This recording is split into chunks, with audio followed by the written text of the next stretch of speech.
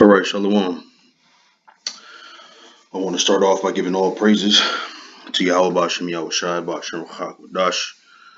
Double honors to the apostles and elders of GMS who rule well, and also honor and salutations to those of you who are of the hopeful elect and are out there teaching the word of sincerity and truth. All right, so today I want to talk about civil unrest. I was watching the news earlier this afternoon when I got off work, and uh, I don't know I think it was the mayor of Philadelphia. I'm not exactly sure, but he made the statement that there's a civil unrest in the streets, and immediately it reminded me of Second Ezra's 15 and 16, which I'll read in just a minute here. Um, but what you have here is prophecy coming to pass, man. There's this shooting in in Philadelphia. There was a couple of cops shot this guy who had a knife in his hand, and of course, and excuse me, in predictable fashion, uh, Jake is out in the street, complaining and protesting, and lo and behold, looting. Jake don't miss an opportunity to get a pair of sneakers out the deal. But the point I want, what I don't, not necessarily the point, but what I do want to say about the shooting itself is that um, I personally think that the guy wanted to die, right? Common sense would tell somebody, or at least good sense would tell somebody, knowing the current situation uh, with it becoming popular and common for police to just shoot Jake down in the street, that you would take that into consideration and not be walking down. Even if you didn't have a weapon in your hand, I wouldn't recommend that you walk down on the police. You know what I mean? Because they've got the go ahead and the green light to shoot Jake down.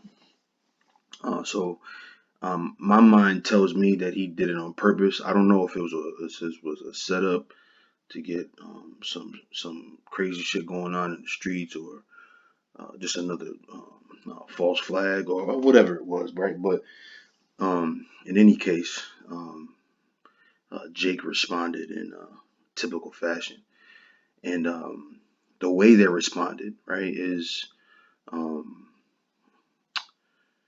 is uh, is biblical, right? So before I get into the scriptures, I got two news clips that I want to play. One brother sent, and then one I posted up here so that I could show it on this video. Um, so I'm going to play these two clips, and then I'll get into the scriptures. I'll probably cut in a little bit. We're going to go to Philadelphia now, where demonstrators took to the streets overnight after police shot and killed a man armed with a knife. Eva Pilgrim has the story. Overnight, hundreds taking to the streets of Philadelphia, outraged over the death of Walter Wallace Jr., the 27-year-old man armed with a knife shot by police Monday afternoon. People covering the streets as fireworks and other projectiles explode in the air, surrounding a police car engulfed in flames.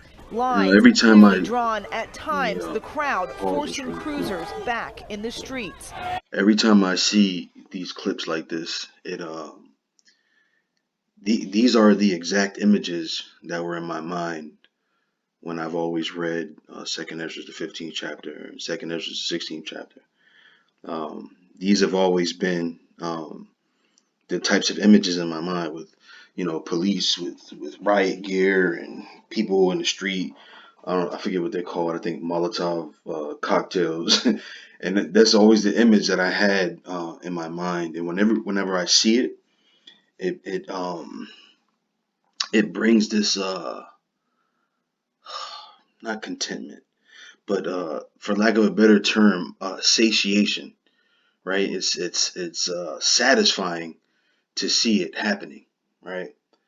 Um, for so long we prophesied about these things happening, right?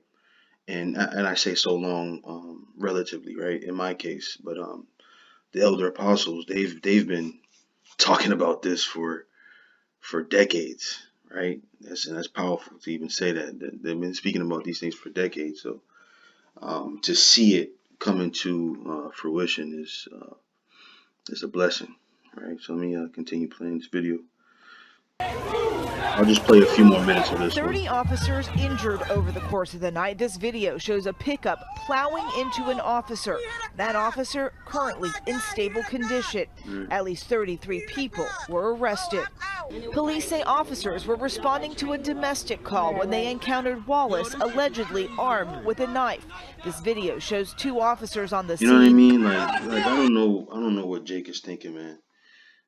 But again, like Zion and I mentioned in the show, that they don't have no hope, man. So this is all they know to do. They've been backed into a corner, which is something else I want to read in the scriptures, right? They've been backed into a corner, so now they're as a mouse would, charging back at their attacker, right?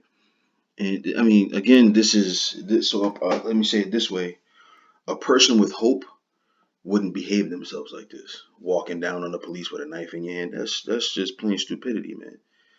And let me read this. What do I have here? I don't think there's anything for this show, so let me do this. I think that's how you spell it. Bear with me for a second. This is Jeremiah 4:22. It says, "For my people is foolish; they have not known me. They are sottish children, and they have none understanding. They are wise to do evil, but to do good they have no knowledge," right? And that's our people, man. That's what would make a young man do something like that, right? It's stupid, man. You know, Esau is it's like Esau is salivating at the mouth um, to to kill us, man. And the last thing you want to do is give him a reason. I mean that's just common sense, right? We're not saying that what Esau is doing is right by killing us. That's not what we're saying. But common sense would tell you, if something is hot, you don't touch it with your bare hands, or you're gonna get burned, right? That's just common sense. What were you going? What were you gonna do? Kill the cops with the knife? Then what? Then your life would have been a living hell, right? So I mean, I don't know what Jake is trying to prove. I don't know what they're doing. Only thing I could think of is that they're sottish children. Now let's look up this word, sottish, fool, right? Silly, foolish, sottish. Matter of fact, let's do this. Let's do this. See what kind of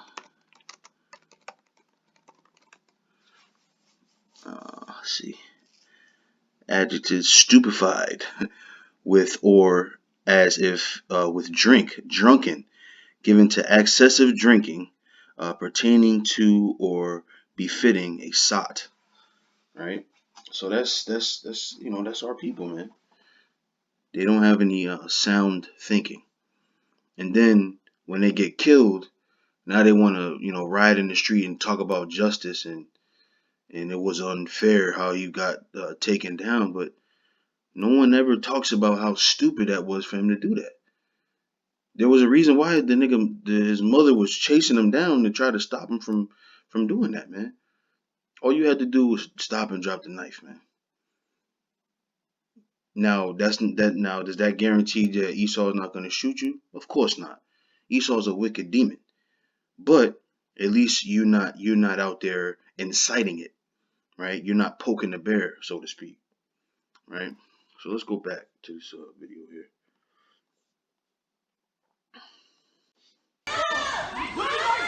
They repeatedly ask Wallace, the man in all black here, to put the knife down as he continues making his way towards them before they open fire. Yeah, 2 discharging officers.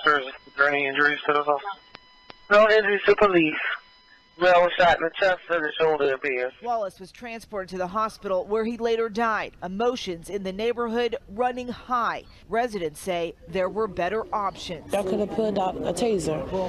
Y'all could have shot him in the leg. Why was the Or fact that or they first used or he could have stopped. Ain't no cop gonna pull out no goddamn taser if a nigga got any kind of weapon. If he had some nunchucks out there, they still would have shot his ass. You understand? This is the time we're in, and that's another thing. Matter of fact, I think that's was that Ephesians. I'm not sure. I think it's Ephesians. No, what is that? Not circumspect.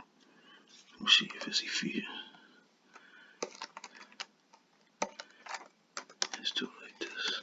I think it's Ephesians. Circumspectly. This is Ephesians 5:15. It says, "See then that ye walk circumspectly, not as fools," right? There goes that word again, "but as wise, redeeming the time." That's the important part. Redeeming the time, because the days are evil. We're living in evil times, man. We are living in evil times, and you have to understand that, right? Let's look up this word circumspectly.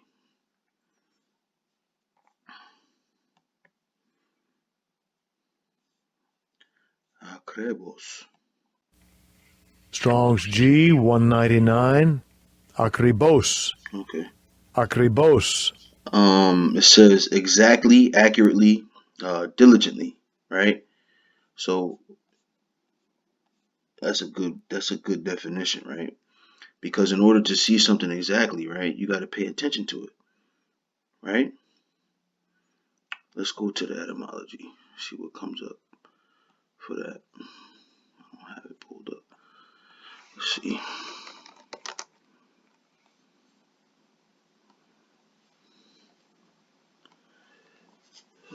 Oops.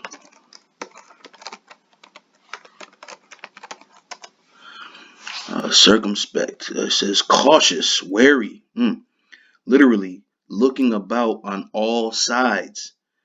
From Latin, circumspectus, deliberate, guarded, well considered.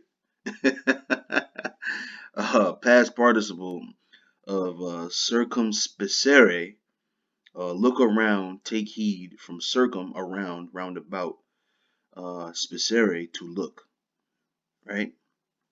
To look around you, man. Look around you. Don't you see what's going on, right? This is what's happening, man. This is the new world we live in, right? Where these types of things are gonna happen, right? So let me let's go back to this a little bit. I thought it would be a little bit. the first thing them officers did was pull their weapon on that man. The Philadelphia police commissioner on the scene to hear their frustrations, saying the video of the shooting raises questions that need answering. I'm here to listen. I don't have answers for what happened today. It just happened. And that unrest overnight not over. This video from Philadelphia showing looting still happening just minutes ago. And that shooting, it is under investigation. Those two officers that were involved, they have been placed Ain't on nothing to desk investigate, duty man. pending the outcome of that But one investigation. thing that they said in there that I wanted to point out was civil unrest, right? So I looked it up. What the hell is this shit? Oh, it says civil unrest. It says civil unrest is fighting between different groups of people living in the same country, and losses caused by this fighting are usually not covered by insurance. Oh, this who gives a shit about that, right? Let me see. If the risk is assessed as being particularly severe, for example, countries at war or with civil unrest, coverage may be refused. So this is insurance. I didn't mean to pull up nothing like that, but let's see what else they got.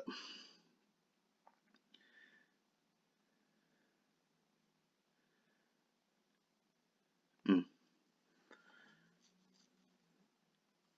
What is civil unrest? Let's see what they say here. What's going on? Where is that? What is civil unrest? Peaceful demonstrations and protests that abide by the law, such as the Women's March, do not constitute civil unrest. Civil unrest is typically defined by law enforcement as a gathering of three or more people in reaction to an event with the intention of causing a public disturbance in violation of the law. Civil unrest typically involves damage to property or injury to other people.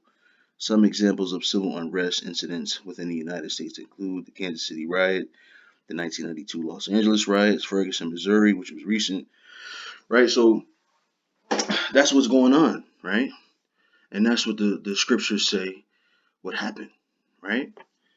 So before I get into the too many scriptures here, I want to play this other video. Just let me close this one and open this one up.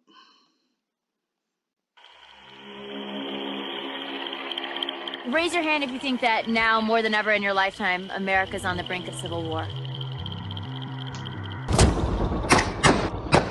Clear! So what's Ready interesting up? about this, right? Okay. Here's the opposite end of the spectrum, right? Because you have Jake. They feel like they're mistreated or their rights have been taken from them, or what have you, right? And they complain. But look what Esau does. Look what Esau does, right? And this just goes to show the dichotomy of things, right? There's always two dramatic sides to a way to handle certain things, right? I'm Lori Siegel in rural Michigan, where one of the largest statewide militias is preparing. Up. Bang, bang. Who here believes that their rights are under attack? How many of you guys were in the military? Oh, good number. Last night at a rally, President Trump called your governor, Gretchen Whitmer, a dictator. This is after everything that's happened with the foiled plot to kidnap her. She tweeted, "This is exactly the rhetoric that has put me, my family, and other government officials' lives in danger while we try to save the lives of our fellow Americans. It needs to stop." I'm curious for your response. So most of people in Michigan will agree with Trump because everything she's done, some of it's made sense, some of it hasn't. The minute she went against the voice of the people to repel her emergency powers, she became that dictator. Do you worry that this is just adding fuel to the fire? I don't think what Trump said is adding fuel to the fire. I think anything she does from this point forward that doesn't make sense or is in the good of the public will. Anything she does from here on out is going to determine if it fuels the fire or not.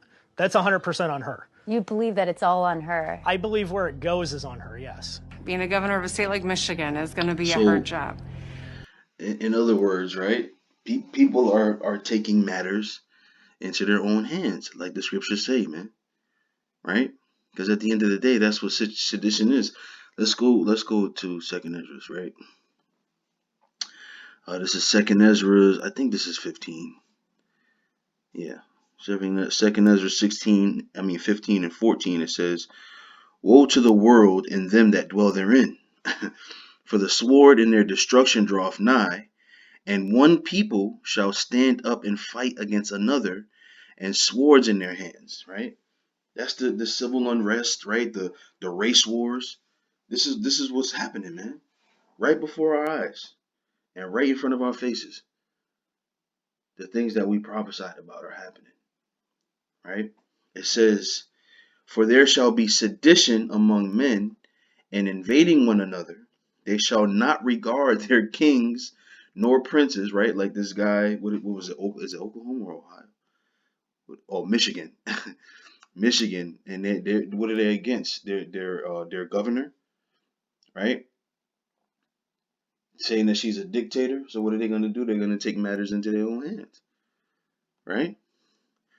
It says, "For there shall be sedition among men, and invading one another. They shall not regard their king nor princes, and the course of their actions shall stand in their power," meaning they'll take matters into their own hands. So I looked up sedition. Let's look at this, right? It says conduct or speech inciting people to rebel against the authority of a state, right? In this case, Michigan, or monarch. Right? So this is what's going on right in front of us, man. The Lord is doing this thing, man. He's allowing us to see his prophecy come to pass, man. He's keeping his word, right? Let's go back and read some more of that. It says, "For there shall be sedition among men, and invading one another. They shall not regard their kings nor princes, and the course of their actions shall stand in their power. A man shall desire to go into a city, and shall not be able. For because of their pride, the city shall be troubled, the houses shall be destroyed, and men shall be afraid. A man shall have no pity upon his neighbor, and shall destroy their houses with the sword, and spoil their goods, because of lack of bread, and for great tribulation." Right? And that's what's coming here, man. That's what's coming here. And you better be prayed up, right? Because that's the only thing that's going to protect us in this time, man. Right? You got I don't know what camp this was here that was talking about they gonna meet Esau with their guns. You idiot. You are an idiot, man. Esau gonna fuck your shit up, man. What you got a nigga got 30 bullets. Esau got a whole litany. You know how you know Esau got a whole litany of bullets? Because they're doing this training shit. They're training with their ammunition, right? Which means they got plenty more to spare. What you got? A case of 30? Come on, man. You better arm yourself with the armor of the Heavenly Father, like the scriptures say. Um, Matter of fact, let's do this. Is it one word? Let's find out.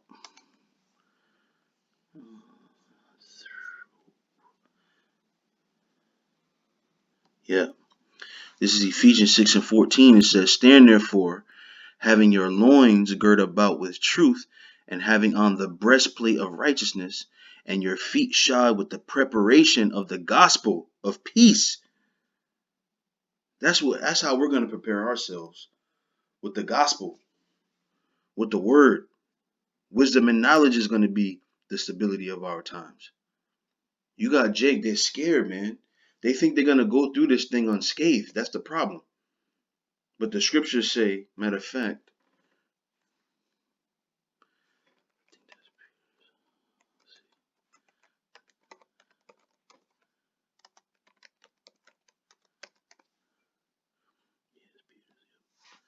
this is 1 Peter 4:18. It says, "And the righteous scarce and if the so let me jump up a verse. This is 1 Peter 4:17. It says, "For the time has come that judgment must begin at the house of the Most High. And if it first begin at us, what shall the end of them that obey not the gospel of the Most High?" It says, "And if the righteous scarcely be saved, where shall the ungodly and the sinner appear?" Right?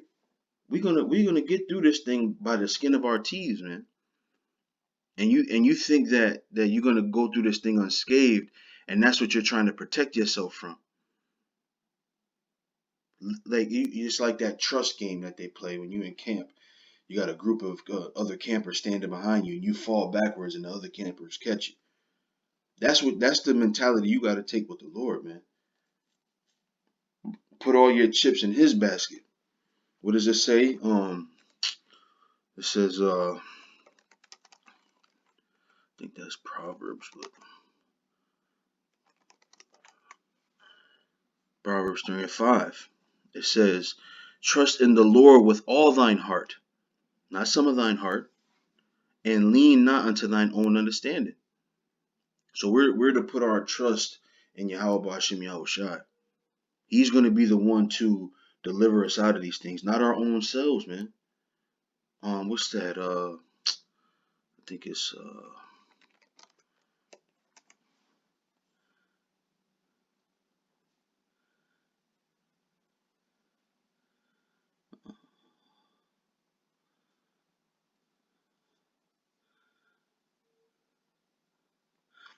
Hosea 1:7. It says, "But I will have mercy upon the house of Judah, and will save them by the Lord their power, and will not save them by bow, nor by sword, nor by battle, by horses, nor by horsemen.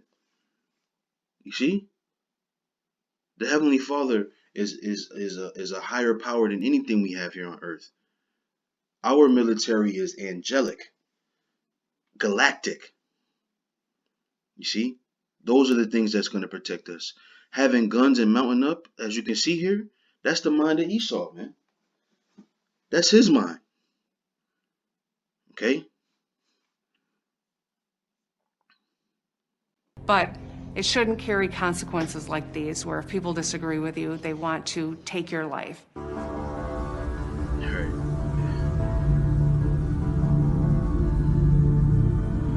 I'm Lori Siegel at the Michigan State Capitol. Behind me, you have an armed group of folks. You have members of the Boogaloo Boys. We gather here today to call on our public servants and political leaders to turn from their sin and reform their ways.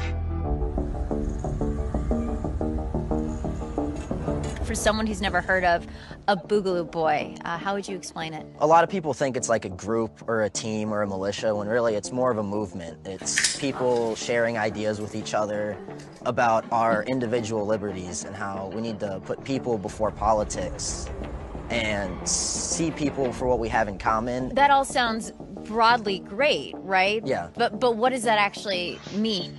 Basically, it's, trying to make a peaceful statement that, hey, government, we see what you're doing, we don't like it. And the idea is that this is to help you keep peace? Yep. There seems to be so much tension mounting. He's all ready to blast some shit, around boy. the election. What do you think is going to happen? I think that whatever happens, people are going to get hurt, people are going to get killed. You damn right. You goddamn right, boy. And this is the time we're in, man. This is the time we're in. We are in a time of civil unrest, man. All right, so let's go to this is Isaiah 19:2. It says, "And I will set the Egyptians against the Egyptians, and they shall fight every one against his brother, and every one against his neighbor, city against city, and kingdom against kingdom." That is civil war, man. That is the epitome of a race war. And that's what's gonna happen here, man. That's what's gonna happen, man. That's what you're gonna see. Right? Matter of fact, let me go to this one. Right? This is Genesis 49:9. It says, "Judah is a lion's whelp. From the prey, my son, thou art gone up. He stooped down and couched as a lion, and as an old lion, who shall rouse him up?" Right? And this is what's gonna rouse him up. Niggas getting shot in the street, Jake is gonna feel like their back is against the wall, man.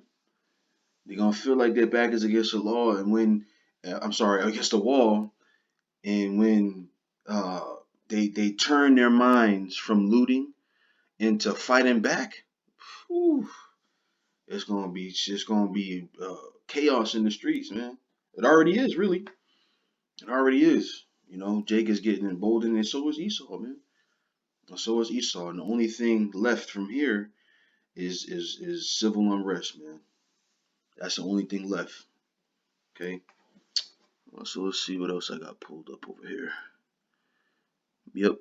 This is Jeremiah 51:20. It says, "Thou art my battle axe and weapons of war, for with thee will I break in pieces the nations, and with thee will I destroy kingdoms, and with thee will I break in pieces the horse and his rider, and with thee will I break in pieces the chariot and his rider. With thee also will I break in pieces man and woman, and with thee will I break in pieces old and young, and with thee will I break in pieces the young man and the maid." Right? So the Lord is going to use the children of Israel to destroy a lot of things, man. Some of it might be by the hands of the men of the Lord. Some of it might be by the hands of a regular old nigga, man. But in any case, the Lord is going to wipe this place clean, man. There's nothing left but turmoil from here. Right? These are our last few moments of comfort in America, man. So with that, Hopefully that was edifying. I want to give all praises to Yahweh Bashim Yahweh Shai Bashim Ruchak Wadash. Double honors to the apostles and elders of GMS who rule well. Honor and salutations to the hopeful elect. With that, I say Shalom.